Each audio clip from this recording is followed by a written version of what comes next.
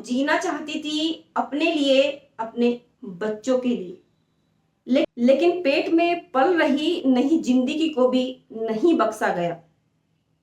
गर्भवती फसीला ने आखिरकार खुद को खत्म कर लिया। इससे पहले सिर्फ माँ के लिए एक लाइन लिखी, इससे पहले माँ को सिर्फ एक लाइन लिखी जिसमें उन्होंने लिखा कि मैं मर रही हूं या लोग मुझे मार देंगे। ये शब्द एक लड़की के है, उस लड़की की जिसने ससुराल की प्रताड़ना से परेशान होकर आत्महत्या जैसा कदम उठाया।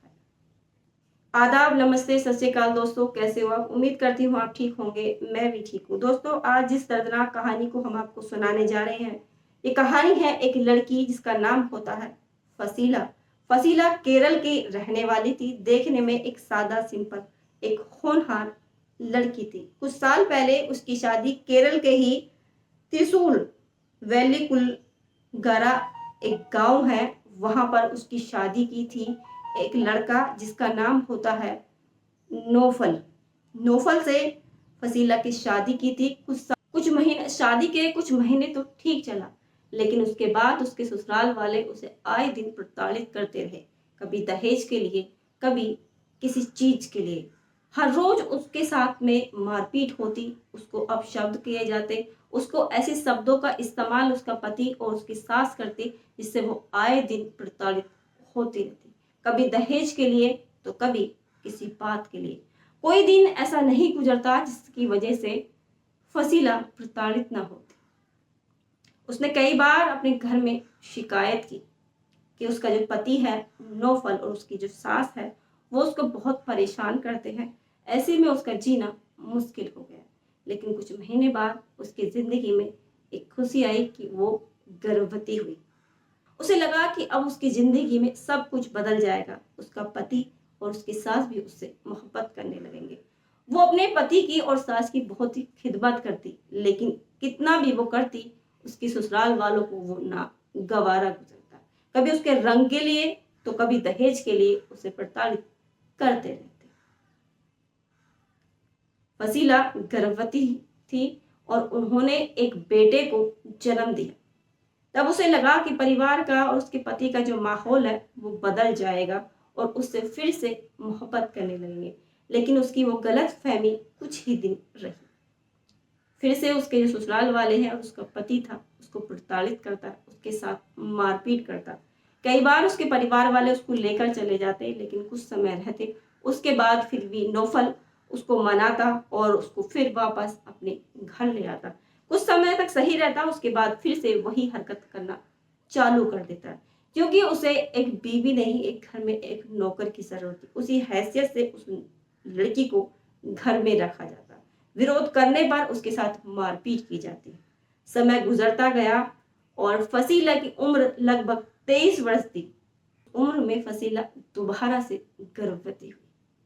इस बात की उसे बहुत खुशी थी कि वो किसी के लिए ना सही, लेकिन अपने बच्चों के लिए वो जरूर जिएगी।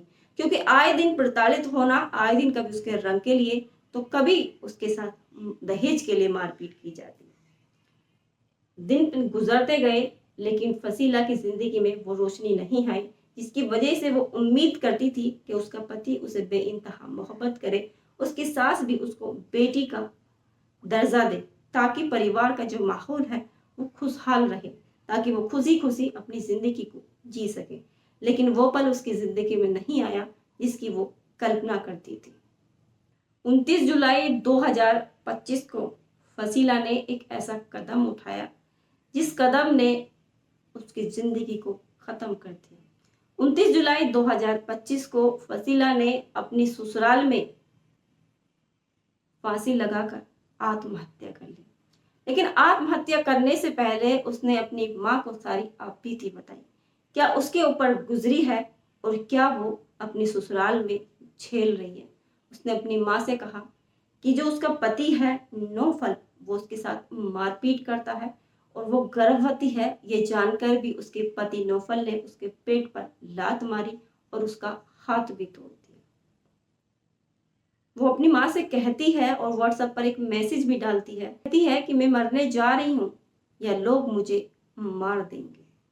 वो सारा दर्द उसने बयां किया अपनी माँ के, वो सारा दर्द उसने अपनी माँ को सुनाया कि किस तरह उसके ससुराल वाले उसके साथ मारपीट करते हैं।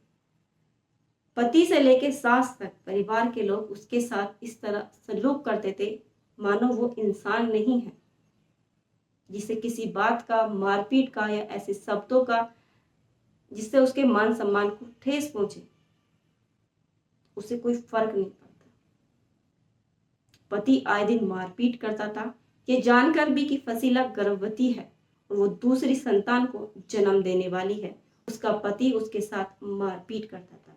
फसीला दूसरी बार गर्भवती थी, लेकिन फिर भी उसकी सास और उसका पति आए दिन उसके साथ मारपीट करना।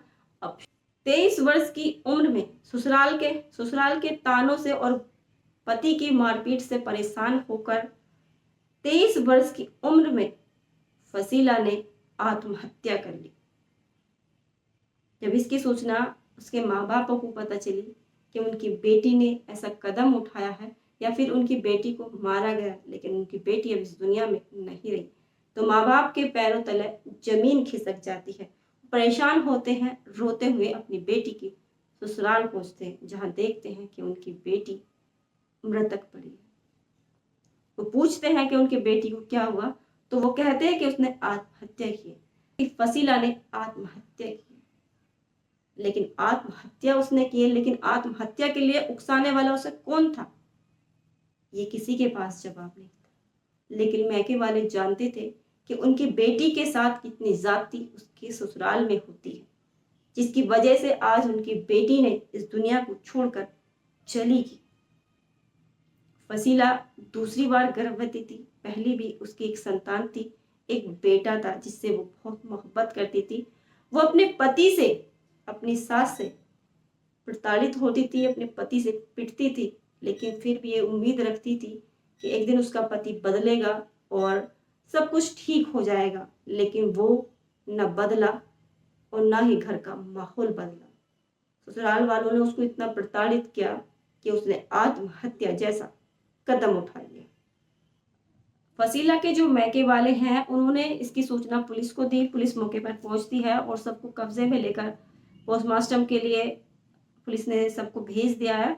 और जो ससुराल वाले हैं के खिलाफ फसीला के जो मैके वाले हैं, उन्होंने इरिंजला कुड़ा पुलिस थाने में ससुराल वालों के खिलाफ, पति और सास के खिलाफ एफआईआर दर्ज की है। पुलिस ने आरोपी पति नौफल और उसकी सास को गिरफ्तार करके उसे जेल भेज दिया है। पुलिस आगे की जांच कर रही है कि किस वजह से फसीला ने आत्महत्या जैसा कदम उठाया।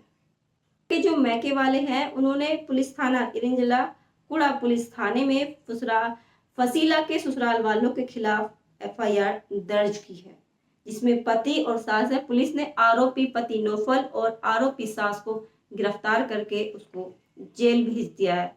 29 जुलाई 2025 को फसीला ने आत्महत्या की थी। फसीला ने 29 जुलाई 2025 को आत्महत्या की थी, लेकिन इसका जो जिम्मेदार है वो उसका पति और उसकी सास है, क्योंकि फसीला गर्भवती थी, उसके बाद भी उसका पति उसके साथ मारपीट करता था, उसको प्रताड़ित करता था और उसकी सास भी उसको बहुत ज्यादा प्रताड़ित करती थी। इसकी वजह से परेशान होकर फसीला ने आत्महत्या जैसा कदम उठाया। पुलिस अभी जांच कर रही है कि फसीला ने आत्महत्या क्यों की। सबका पोस्टमार्टम करके उसके परिवार को उसका शव दे दिया है। दोस्तों, फसीला अब इस दुनिया में नहीं रही, लेकिन उसकी कहानी ने हम सबको झकझोर कर रख दिया। मरने से पहले जो दर्द उसने अपनी माँ को बयां किया, किस तरह उसके साथ उसके ससुराल में सलूक होता है, किस तरह उसको प्रताड़ित किया जाता है, दहेज के लिए मारपीट की जाती है और आए दिन उसको साथ परेशान उसको किया जाता है। अगर समय रहते उसकी आवाज को सुना जाता तो शायद आज फसीला जिंदा होती।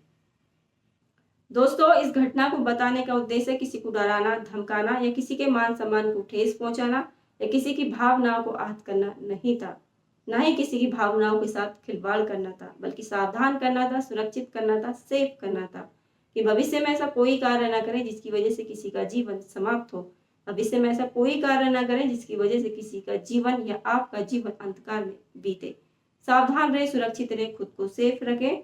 मिलते हैं फिर एक नई सच्ची कहानी के साथ हर रात 8 बजे। तब तक के लिए खुदा हाफिज।